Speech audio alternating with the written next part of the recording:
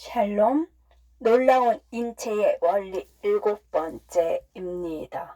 보조 맞추기. 정확한 통제 체계에 따라서 한치의 오차도 없이 심방은 심실보다 조금 먼저 수축한다. 그런 통제 기능이 없다면 수축은 마구잡이로 벌어지고 심장의 펌프 활동은 약해질 것이다. 통제의 지휘권을 잡고 있는 것은 특수한 세포들의 다발인 동방결절이다. 동방결절은 심장의 자연적인 심장 박동 조율기라 할 수 있다. 동방결절 세포들은 자발적으로 움직임을 개시하는 능력을 갖고 있어서 심장 근육 세포들의 수축을 자극하고 심장의 박동 속도를 유지한다. 동방결절이 보낸 자극은 우심방벽과 좌심방벽을 따라 퍼져서 두 심방을 동시에 수축시킨다. 이 자극은 심장 근육 세포들이 변형하여 만들어진 심장 전도 근육 섬유를 타고 이동하여 또 다른 세포 다발인 방실결절에 가서 닿는다. 심방과 심실을 잇는 전기적 연결은 이것뿐이다. 따라서 자극이 심실로 전달되기까지 약간 시간 지체가 있고 덕분에 시간을 번 심방이 먼저 수축을 마친다. 방실결절에서 나온 자극은 우심실과 좌심실을 가르는 사이막을 따라서 심장 전도 근육 섬유 다발을 타고 흘러간다. 그 다발에서 뻗어나온 가지들이 섬유망이 되어 심실벽을 뒤덮고 있다. 먼저 꼭지끈이 수축해서 심방과 심실 사이 판막이 뒤집히지 않도록 힘줄 끈을 잡아당기고 그 다음 심실이 수축한다. 두 심실이 이완하도록 잠시 휴식을 취한 뒤 동방결절은 다음 자극을 내보낸다. 이 과정이 1분에 70번 넘게 반복된다. 맥집기. 심장이 얼마나 빨리 뛰는지 쉽게 알아볼 수 있는 방법이 있다. 손가락 2개를 반대쪽 손목의 엄지 아래에 올리고 지그시 눌러본다. 심장이 한번 뛸 때마다 펌프질된 피가 노동맥으로 밀려드는 게 느껴질 것이다. 이것이 맥박이다. 1분에 맥박이 몇 번 뛰는지 헤아려 보자. 그 수가 우리의 심장 박동수라고 생각하면 된다. 뇌 동맥은 동맥에서 갈라져 나온 격가지이고 동맥은 대동맥에서 갈라져 나온 가지이다. 대동맥은 심장의 좌심실에서 산소가 풍부한 피를 제일 먼저 받아 나오는 혈관이다. 모든 동맥은 탄력 조직과 근육 조직 위에 층층이 쌓인 두꺼운 벽을 갖고 있다. 심장이 수축할 때 발생하는 높은 혈액 압력을 견디기 위해서다. 동맥은 탄성이 있기 때문에 심장이 피를 밀어내면 그것에 맞춰 확장했다가도 심장이 이완할 때는 다시 안쪽으로 반동하여 피를 밀어낸다. 덕분에 피는 흘렀다 멈췄다 하지 않고 지속적으로 부드럽게 움직인다. 동맥은 심장에서 멀리 가지를 쳐 나갈수록 좁아지며 탄성은 줄고 근육량은 늘어난다. 근육층은 뇌의 지시를 받아 수축하거나 이완함으로써 특정 조직으로 가는 피를 통제한다. 배달 서비스. 동맥과 정맥이 순환계의 고속도로라면 못의 혈관은 골목길이다. 우리 몸 수십조 개의 세포 소비자에게 일일이 배달 서비스를 제공해주는 좁은 길이다. 동맥은 장기와 조직을 파고들면서 점차 좁아지고 좁은 동맥은 그보다 더 가느다란 새 동맥으로 갈라진다. 새 동맥이 더 갈라지면 모세혈관이 된다. 모든 혈관을 통틀어 가장 가는 모세혈관은 안쪽 지름이 적혈구 하나를 겨우 통과시킬 정도밖에 안 된다. 모세혈관의 벽은 굉장히 얇다. 딱 한 층의 세포로 이루어졌고 거미처럼 생긴 혈관 주위 세포가 드문드문 벽 바깥에 붙어 혈관 벽을 강화해 준다. 모세혈관 가지들은 모세혈관 바탕이라는 그물망을 이루어 조직 전체에 쏙쏙들이 침투해 있다. 혈액 공급에서 소외되는 세포가 하나도 없도록 해주는 것이다. 모세혈관들이 다시 뭉쳐서 조금 더 굵은 혈관을 이룬 것이 새 정맥이고 새 정맥들이 합쳐져서 더 굵은 정맥이 된다. 정맥은 피를 심장으로 돌려보낸다. 우리가 더없이 만족스러운 상태로 호수에 둥둥 떠 있다고 상상해 보자. 따스한 물이 우리에게 필요한 것을 모두 공급해주고 쓰레기를 모두 치워준다. 이것은 우리한테는 꿈일 뿐이지만 우리 몸의 세포들에게는 일상이다. 세포들은 액체에 몸을 담근 채로 있고 그 액체가 온도와 화학 조성을 일정하게 유지하면서 세포에게 영양이 풍부하고 안정된 환경을 제공한다. 모세혈관과 조직세포가 물질을 주고받는 것도 이 조직액을 통해서다. 모세혈관을 이루는 세포들 사이에는 작은 구멍이 무수히 나 있어서 모세혈관은 상당히 잘 샌다. 어설프게 만들어져서 그런 것은 아니다. 오히려 포도당이나 아미노산 같은 단순한 분자를 함유한 액체가 주변 조직으로 잘 흘러들게 해주는 훌륭한 장치이다. 그런 분자들은 구멍 근처에 다다르면 모세혈관을 빠져나가서 세포로 들어간다. 세포 속 분자 농도가 모세혈관 속 농도보다 훨씬 낮기 때문에 확산하는 것이다. 적혈구 속 헤모글로빈은 산소가 풍부한 폐에서 산소를 붙잡고 산소가 부족한 조직에 도착하면 내려놓는다. 모세혈관이 좁기 때문에 적혈구들은 줄지어 느릿느릿 이동한다. 덕분에 짐을 풀어놓을 시간은 충분하다. 산소 분자들도 확산한다.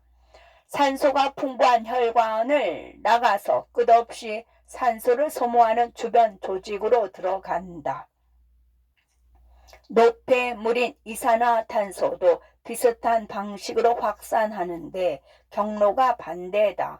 이산화탄소는 피, 특히 혈장이 붙잡아서 폐로 가지고 돌아온다.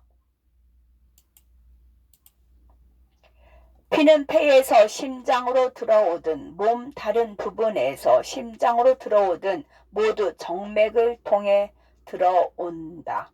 조직을 떠난 정맥들은 서로 합치면서 차차 지름이 넓어져서 결국 두 개의 큰 정맥이 된다. 둘 다 우심방으로 내용물을 비우는데 위대 정맥, 상대 정맥은 머리, 팔, 상체의 피를 가져오고 아래 대정맥, 하대 정맥은 나머지 부분의 피를 가져온다.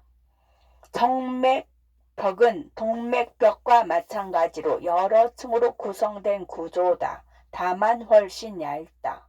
정맥은 혈압이 동맥보다 훨씬 낮기 때문이다. 동맥은 심실이 수축할 때 터지지 않도록 두꺼운 벽이 필요하지만 정맥은 그렇지 않다.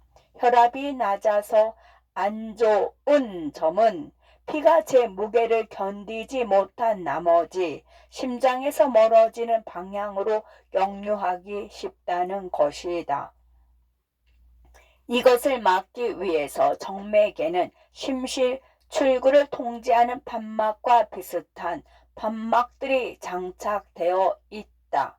피가 억류하기 시작하면 판막의 양쪽 주머니에 피가 고이고 판막이 닫혀서 더 역류하지 못하게 막는다. 피가 정맥을 통과하도록 미는 힘도 대부분은 심장에서 온 혈압이다. 정맥이 골격근 곁을 지날 때는 근육이 정맥의 내용물에 추진력을 더해준다. 근육이 수축하면서 정맥을 압축하기 때문에 피가 판막을 통과하여 위로 밀리는 것이다. 하지만 수축력을 받는 지점 아래쪽의 판막은 반대 방향으로 밀려오는 피 때문에 닫힌다. 내뱉기, 폐포, 허피과리와 피가 기체를 교환한 결과 폐포와 피가 기체를 교환한 결과 이제 폐 속 공기는 처음 마셨던 공기보다 이산화탄소는 많고 산소는 적은 상태가 되었다.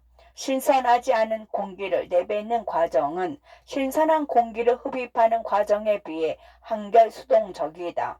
일단 가로막이 이완하여 원래의 돔 모양으로 돌아간다. 뱃속의 위나 기타 장기들이 원래 위치를 찾아가면서 가로막을 밀어 올린다. 갈비뼈를 들어 올렸던 갈비 사이 근층도 이완한다. 그러면 갈비뼈는 중력 때문에 아래와 안쪽으로 내려온다. 이 움직임들이 함께 작용하여 가슴 속 공간이 좁아지고 폐가 짓눌린다. 그 결과 폐포에 있던 공기가 새 기관지로, 새 기관지에서 기관지로, 기관지에서 기관으로 밀려나고 결국 코와 입으로 빠져나간다. 이런 조용한 내뱉기는 우리가 별다른 활동을 하지 않을 때의 이야기이다. 우리가 운동을 하는 중이라면 열심히 일하는 근육들이 더 많은 이산화탄소를 내놓기 때문에 숨을 더 빨리 내뱉어야 한다. 그래서 폐벽에 있는 근육이 수축하고 뱃속 장기들이 가로막을 원래의 돔 모양보다 더 높은 위치까지 밀어 올린다. 갈비 사이 근층이 한 겹 더 움직여 갈비뼈를 더 아래로, 더 안쪽으로 잡아당긴다. 그 결과 가슴 속 공간이 한층 더 줄고 공기가 한층 더 빠르게 배출된다. 소리 내기. 우리가 노래를 하든 고함을 지르든 혼잣말을 하든 우리 목에서 나오는 소리는 다 후두가 만드는 것이다. 말하는 동안 한번 목 앞쪽의 아랫부분을 만져보자. 후두가 작동하면서 움직이는 게 느껴질 것이다. 후두의 기본 구조는 연골로 만들어진다. 동그란 고리 모양의 반지 연골이 기관의 꼭대기에 붙어 있다. 방패 연골이라는 크고 구부러진 판 모양의 연골이 반지 연골의 양쪽 옆에 끼어져 있고 목풀 연골이라는 작은 연골 조각 두 개도 반지 연골 위에 자리를 잡고 있다. 방패 연골과 목풀 연골 사이에는 한 쌍의 인대가 이어져 있다. 겉에서는 그 인대가 보이지 않는다. 반으로 접힌 점막 속에 묻혀 있기 때문이다. 그 막이 바로 성대다. 우리가 가만히 숨을 쉴 때는 좌우 성대 사이의 틈이 넓게 벌어져 있다. 하지만 말을 해야 하면 후두를 둘러싼 다양하고 복잡한 근육들이 여러 연골을 움직여서 성대를 조이고 팽팽하게 만든다. 그러면 폐에서 올라오는 공기의 흐름이 통제되기 때문에 규칙적이던 들숨과 날숨의 리듬이 잠시 깨진다. 좌우 간격은 좁아지고 팽팽하게 늘어난 성대는 윙윙거리는 소리를 내고 오르간 파이프 모양의 목구멍과 비강이 그 소리를 증폭시키고 음색을 부여하며 혀와 입술과 뺨은 그 소리를 더욱 다듬어서 우리가 알아들을 수 있는 단어로 만들어낸다. 좌우 성대가 가까이 모아지고 팽팽할수록 높은 소리가 나고 공기가 빠르게 지날수록 큰 소리가 난다. 변화하는 주문에 맞춰 근육은 우리가 낮잠을 잘 때보다 활발하게 움직일 때 더 열심히 일하고 더 많은 에너지를 쓴다. 여분의 에너지를 만들려면 근육은 더 많은 산소와 포도당이 필요하다. 그것은 곧 호흡이 더 빨라져야 하고 심장도 더 빨리 뛰어야 한다는 뜻이다.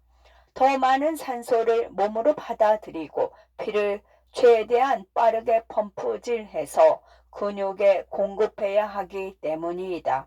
호흡을 통제하는 주인공은 뇌 아랫부분에 있는 뇌줄기, 뇌간 중 한 중추이다. 이 중추는 몸의 각 부분에서 벌어지는 일에 관한 정보를 줄곧 보고받는다. 근육과 관절의 뻗침 수용기는 근육이 얼마나 열심히 일하는지를 그 중추에 알려주고 폐 수용기는 폐가 얼마나 부풀었는지를 알려준다. 근혈관 벽의 수용기는 근육이 빠르게 수축함에 따라 노폐물인 이산화탄소의 농도가 높아진다는 경고를 보낸다. 이런 정보를 수집한 호흡 중추는 가로막과 갈비 사이 근과 배 근육에 더 빠르고 깊게 호흡하라고 지시한다. 기본적인 심장 박동 속도는 심장이 스스로 통제하지만 뇌 줄기에도 심장 중추가 있어서 박동수를 증가시키거나 줄일 수 있다.